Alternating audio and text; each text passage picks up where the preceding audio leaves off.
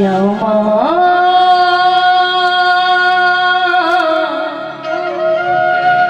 प्यारी कुंज बिहारी श्यामा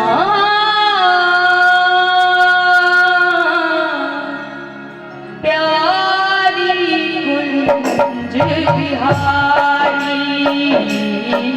श्यामा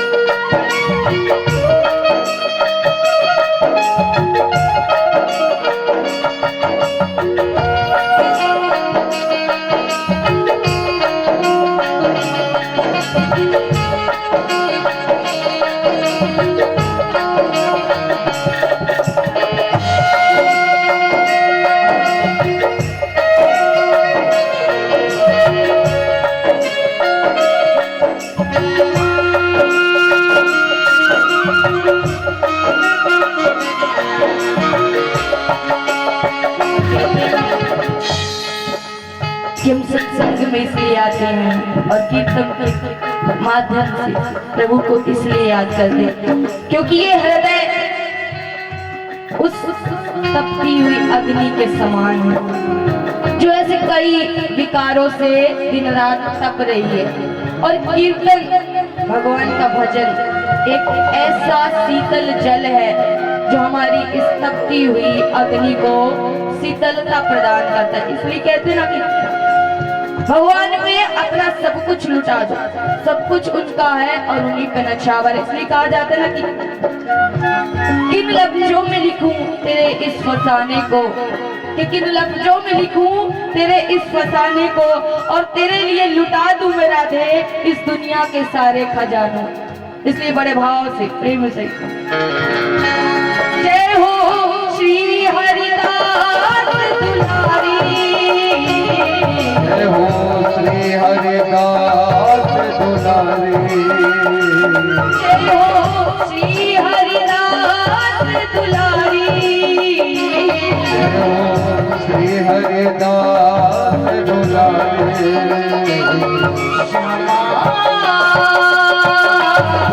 प्यारी कुंज बिहारी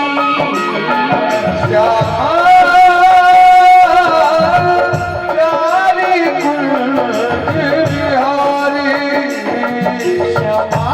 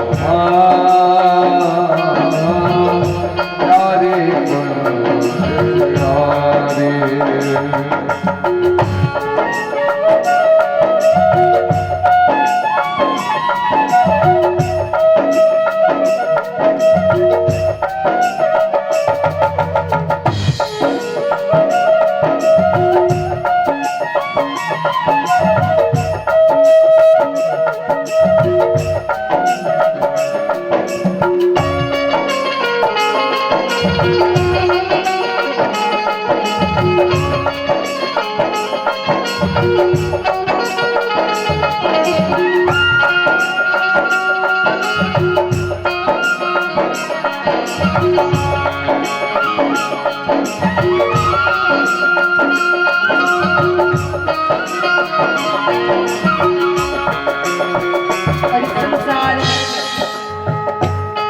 प्रभु को प्राप्त करना है तो हम बारंबार कहते हैं कि संसार के सारे साधन व्यर्थ हैं। प्रभु किससे रिझते हैं कि ब्रह्म ज्ञान बहुत ही कठिन और ब्रह्म ज्ञान बहुत ही कठिन और कठिन योग की शक्ति, इसलिए कहते हैं कि सिर्फ भक्त जन कीजिए सरल कृष्ण की भक्ति, सिर्फ कृष्ण की राधे की चरणों की उस चरण रूपी नौका को लेकर के ही इस भवसागर से पार हो सकते हैं। क्योंकि यदि गोविंद को प्राप्त करना है, जिनकी हम कथा श्रवण कर रहे हैं उनको प्राप्त करना है, तो सिर्फ प्राप्त करने का माध्यम है अकेली किशोरी राधा। सिर्फ उनके चरणों का आश्रय ले लिया तो सब कुछ प्राप्त हो सकता है। इसलिए बड़े भाव से गाएंगे, तेरी महिमा सबसे है न्यारी, तेरी महिमा सबसे है न्यारी, तेरी महिमा सबसे है न्यारी, तेरी महिमा सबसे है न्यारी। प्यारी कुंज बिहारी,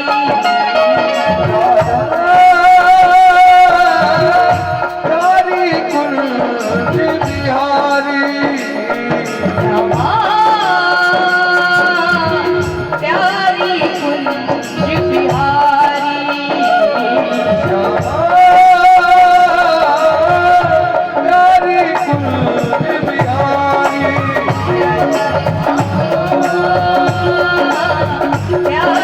कुंज बिहारी, प्यारी कुंज बिहारी, प्यारी कुंज बिहारी,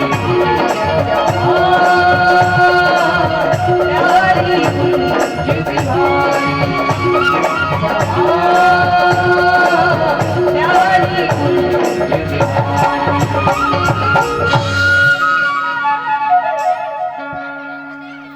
राधे राधे।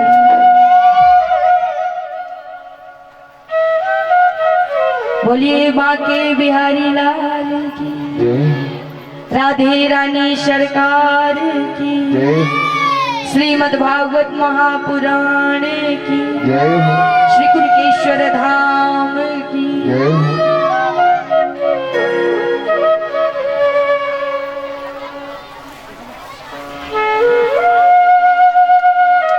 परम मंगल परात्पर श्री नंदन यशोदानंदन का वांगमय शुरू श्रीमद् भागवत महापुराण। आज सिस्टम दिवस की पावन बेला,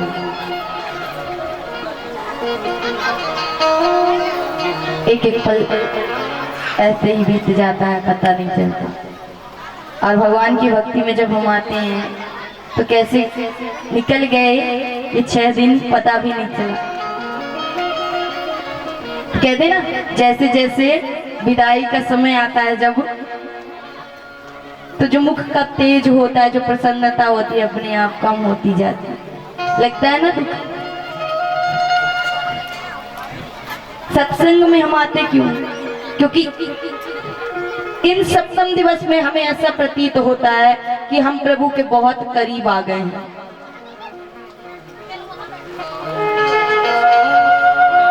भगवान जैसे इस मन को बांधने वाले होते हैं, पुनः उसी माया जाल में चले गए।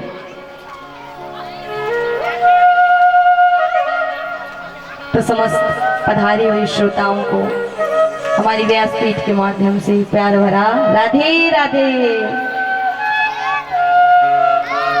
अच्छा, कल बोल दिया गया कि आज दहेज भी देना पड़ता है, इसलिए संख्या कम है गई। अरे नहीं लेते भगवान दहेज। जिसने हमको स्वयं दिया है उसको हम क्या दे सकते हैं? कुछ दे सकते हैं? नहीं दे सकते। ये तो कर्म है कि कर्म के लिए व्यक्ति को लगाना पड़ता है, करना पड़ता है। जीविका को चलाने के लिए एक साधन मात्र है, अन्यथा जिसने हमें स्वयं दिया है उसको हम क्या दे सकते हैं।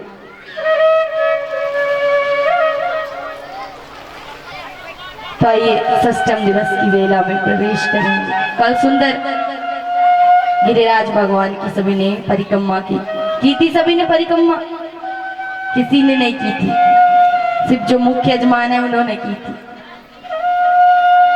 क्योंकि आपको ज्ञात होना चाहिए कि एक उदाहरण के माध्यम से आपको समझा रहे हैं कि संसार में बहुत से तीर्थ स्थल है, बहुत सी परम पावन ऐसी नदियां हैं जो हमें पवित्र करती हैं। लेकिन कहते हैं ना कि आप गंगा जी जाओ, यमुना जी जाओ, कहीं भी जाओ, स्नान करो, तो जो गंगा है, जो यमुना है, वो तन के मैल को साफ करती है, मन के मैल को ये गंगा साफ करती है। इसलिए भागवत की कथा श्रवण की जाती है। तो संसार में बहुत से तीर्थ हैं, बहुत सी ऐसी पावन नदियां हैं। हर एक का सौभाग्य हर व्यक्ति के जीवन में नहीं है कि दर्शन हो पाए। इसलिए जब भगवान से पूछा गया कि ऐसा कोई साधन बताइए जिससे हर व्यक्ति को आपके उस सुंदर स्वरूप का, उस तीर्थ धाम का, उस स्थल का दर्शन हो सके, तो प्रभु ने क्या किया कि इसीलिए स्वयं एक तेज के रूप में श्रीमद् भागवत में प्रवेश कर गए। और भागवत में जो सप्तम दिवस में आपको अनेकानेक भगवान की लीलाओं के दर्शन कराए जाते हैं, जो झांकी के माध्यम से दर्शन होते हैं, वो मात्र आपके जीवन में, मान लीजिए कोई व्यक्ति है, उसके जीवन में ये सौभाग्य नहीं है कि वो गिरिराज जी जाकर के उनकी परिक्रमा कर सके। इसलिए भगवान की, गिरिराज जी की यहीं पर झांकी लाई जाती है, यहीं पर गिरिराज भगवान के दर्शन कराए जाते हैं, ताकि हम सभी उनकी परिक्रमा करके अपने जीवन को कृतार्थ कर लें। तो ऐसा कभी ना सोचे, साक्षात गिरिराज भगवान कथा के माध्यम से दर्शन देते हैं। और गिरिराज भगवान का एक एक कण ऐसा पवित्र है जिससे ऐसे कई राक्षसों का उद्धार हुआ है, कल्याण हुआ है। 7 कोस की गिरिराज भगवान की परिक्रमा कर लेंगे। 7 कोस अर्थात 21 किलोमीटर जिसकी पैदल परिक्रमा की जाती है। और सोचिए हम तो यहीं पे नहीं कर पाए, छोटी सी परिक्रमा नहीं कर पाए ना, उधर सुंदर गिरिराज जी की परिक्रमा में सब चले गए। जैसे ही परिक्रमा करके लौटे हैं तो कन्हैया ने कहा कि सभी अपने नेत्रों को बंद कर लो। जैसे ही नेत्र बंद किया, भगवान एक रूप से तो वहां पर खड़े हुए हैं, दूसरे रूप से गिरिराज भगवान का सुंदर स्वरूप धारण कर लिया और भोग प्रसाद प्रभु ग्रहण करने लगे। ऐसा सुंदर आनंद आया, जोर से जयकारे लगने लगे हैं, नृत्य गान होने लगा, ढोल बजने लगे हैं। अब जैसे ही जयकारे लगे, तो जब आप जोर से जयकारे लगाओगे तो हर जगह सुनाई देगा ना, पता चल जाएगा ना कि यहाँ पर कुछ हो रहा है। तो यही पता चल गया इंद्रलोक में, इंद्र को इतनी जोर से जयकारे लगे, इतनी जोर से शब्द गूंज रहा है कि पता चल गया इंद्र को। बोले कहाँ बात का सो रहे हो? सैनिकों ने कहा महाराज हमें तो पता नहीं। इतने में आ गए नारद जी। नारद जी ने कहा कि महाराज कर दिया ना काम खत्म तुम्हारा, छीन ली ना तुम्हारी पदवी। बोले क्या कह रहे हो महाराज? बोले वो 7 वर्ष के नंद के छोरा ने तुम्हारी पदवी ही ले ली, तुम्हारा पत्ता साफ कर दिया और स्वयं वहां भगवान बन करके बैठा हुआ है। इंद्र महाराज क्रोधित हो गए और क्रोध में आकर के उन्होंने मेघमालाओं को आदेश दे दिया, जाओ और जाकर के समस्त ब्रजमंडल को बहा डालो, समस्त ब्रज में जल की बौछार कर दो। मेघमालाओं ने जोर से वर्षा शुरू कर दी। तब भगवान की शरण में ब्रजवासी आए हैं। भगवान ने कहा, ब्रजवासियों चिंता मत करो, मैं हूं ना। भगवान ने विशाल गिरिराज रूप धारण किया है, अपनी इकन्नी उंगली में गिरिराज पर्वत को धारण कर लिया। बोलिए गिरवरधारी भगवान की जय हो। 7 वर्ष के कन्हैया ने सुंदर अपनी इकन्नी उंगली में गिरिराज भगवान को 7 कोस लंबे चौड़े भगवान को अपनी उंगली में धारण कर लिया।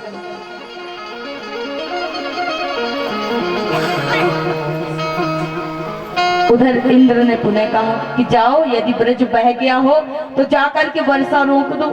सैनिकों ने जब आकर के देखा तो कहते, महाराज ब्रज में वर्षा का एक बूंद नहीं है, समस्त ब्रज में धूल उड़ रही है। बोले, जे कैसे संभव है?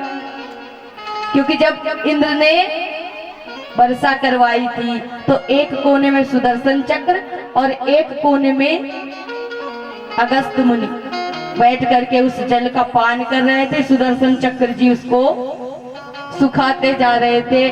और जब भगवान ने अपनी उंगली में गिरिराज धारण किया तो उन्हीं के शेषावतार बलराम जी ने चारों तरफ से ब्रज को अपने शेषनाग के द्वारा घेर लिया। इसलिए ब्रज में वर्षा का एक बूंद का पानी अंदर नहीं आ पाया। इंद्र समझ गया कि ये तो साक्षात परमात्मा है, परमेश्वर। आकर के क्षमा याचना की, 10 मंत्रों में सुंदर भगवान की स्तुति की है। भगवान को प्रणाम किया कि हे प्रभु मुझे क्षमा कर दो, मुझसे भूल है गई। भगवान ने हृदय से लगा लिया और क्षमा कर दिया। सुखदेव जी महाराज कहते, राजन देखो, जो सृष्टि का रचयिता है, ब्रह्मांड का मालिक है, अर्थात नारायण, और नारायण के बाद है किसकी पदवी?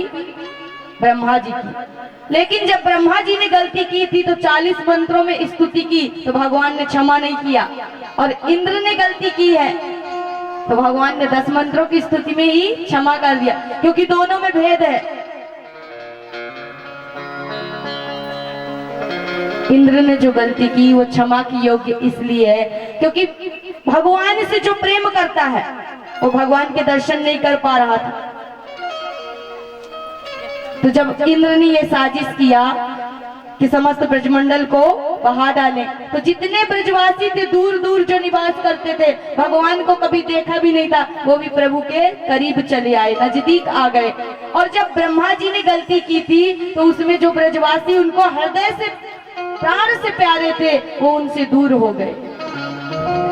तो यदि भक्त को आप भगवान से दूर करोगे तो उसका पाप लगता है, अपराध लगता है, जिसको भगवान क्षमा नहीं करते। इसीलिए हम कहते हैं ना कि जब घर जाया करिए तो पड़ोसी को मत लेकर के जाया करिए, नहीं तो फिर 50 मंत्रों में भी स्तुति करोगे ना तो भगवान क्षमा नहीं करेंगे। और कभी भी कथा में जब कोई बात बताई जाए तो अन्यथा मत लिया करिए। जो भी भैया जी ने कहा ना, मंच पे आने को आपको मना किया तो उसको कभी अन्यथा मत लीजिएगा, क्योंकि समय का अभाव होता है, उसके अनुसार हमें चलना पड़ता है। और यदि सबको प्रतिदिन आने दिया जाएगा तो उसमें थोड़ा विलंब हो जाता है। फिर हमें तो कुछ नहीं, हम तो बैठे हुए हैं, आप ही को ग्रह कारज नाना जंजाल, फिर आप ही को समस्या होगी। इसलिए आपको कहा जाता है, वैसे सप्तम दिवस की जो बेला होती है उसमें विश्राम दिवस में सभी को मौका दिया जाता है कि आप व्यासपीठ तक आ सकते हैं। इसलिए ये कार्य एक ही दिन संभव हो सकता है, प्रतिदिन नहीं हो सकता। और दूसरी बात जो चप्पल के बारे में कही, तो दूसरे का चप्पल बिल्कुल पहन करके मत जाइएगा। उसका जीवन में जितना कष्ट होता है, जितना दुख होता है, जितना रोग होता है, आप किसी और का